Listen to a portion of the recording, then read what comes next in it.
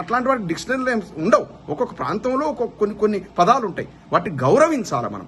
కరీంనగర్ ప్రాంతాలు పోయినప్పుడు వాళ్ళు మబ్బులు అనగానే మన నవ్వుతూ ఎట్లుంటుంది, చెంప చెల్లుమని తంతారు. అర్థమైందా?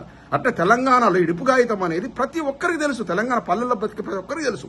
దానికి ఎంత కనెక్ట్ అయి ఉంటుంది తెలుసు ఆ ఇడుపుగాయితం అనేటువంటి పదానికి.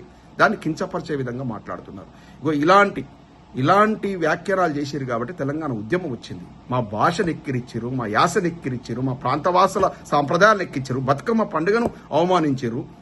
ఇటువంటి అంటే ఇప్పుడు తెలంగాణ ప్రాంతానికి చెందినటువంటి ముఖ్యమంత్రి జలగం వెంకట్రావు ఉన్నారు, ప్రధానమంత్రి సాక్షాత్ పివి నరసింహరావు గారు ఉన్నారు, మరిచన్నారు. ఎన్ని విగ్రహాలను వీళ్ళై ఆంధ్ర ప్రాంతం లోపల. మరి ఆంధ్ర ప్రాంతానికి చెందినటువంటి మహానాయకుడు ఎన్టీ రామారావు గారిని అగౌరవపరచుకోలేదు.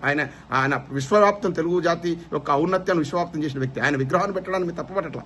కానీ అదే ఔదార్యం ఆంధ్ర ప్రాంతం పాలకులకు కూడా ఉండాలి కదా. మరి తెలంగాణ ప్రాంతం వాళ్ళకు కూడా మన సముచిత గౌరవం ఇవ్వాలి. మా దగ్గర మహా కవులు ఉన్నారు, కాళోజీ నారాయణరావు గారు ఉన్నారు, దాశరథి గారు ఉన్నారు. ఇటువంటి విగ్రహాలు అక్కడ కూడా పెట్టాలి కదా. ఒక్క విగ్రహం ఉందా?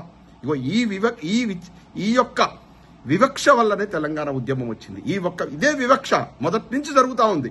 ఇప్పుడు మీ ఇంటికి మా ఇల్లు ఎంత దూరం, మా ఇంటికి కూడా మీ ఇల్లు అంతే దూరం.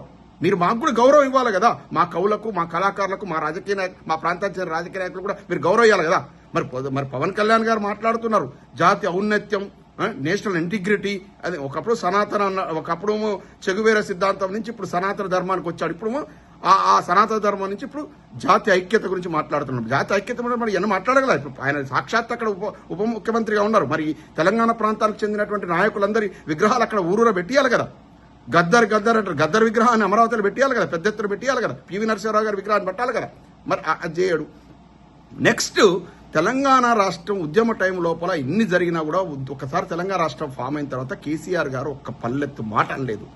మా బీఆర్ఎస్ పార్టీ నాయకులు ఒక్క పల్లెత్తు మాట అనలేదు. సీమాంధ్రలో ఉద్యమ కాలం లోపల ఎన్నో మాట్లాడుకుంటాం, కానీ తర్వాత వల్లే వాళ్ళని కంటికి రెప్పలా కాపాడుకున్నాడు. తెలంగాణ సిద్ధించిన తర్వాత కూడా, రాజ్యాంగబద్ధంగా తెలంగాణ రాష్ట్రం ఏర్పడిన తర్వాత కూడా కొంతమంది నాయకులు ఆ యొక్క రాష్ట్ర ఏర్పాటును హానర్ చేయట్లేరు, గౌరవించట్లేరు. అటువంటి వాళ్ళతోనే ఇప్పుడు ప్రాబ్లం వస్తూ ఉంది. అందులో కోవలకు వచ్చినారు పవన్ కళ్యాణ్ గారు. పవన్ కళ్యాణ్ గారు ఇక్కడ వచ్చి పార్టీ పెట్టుకున్న నష్టంలో ఇంతకుముందు పోటీ చేసి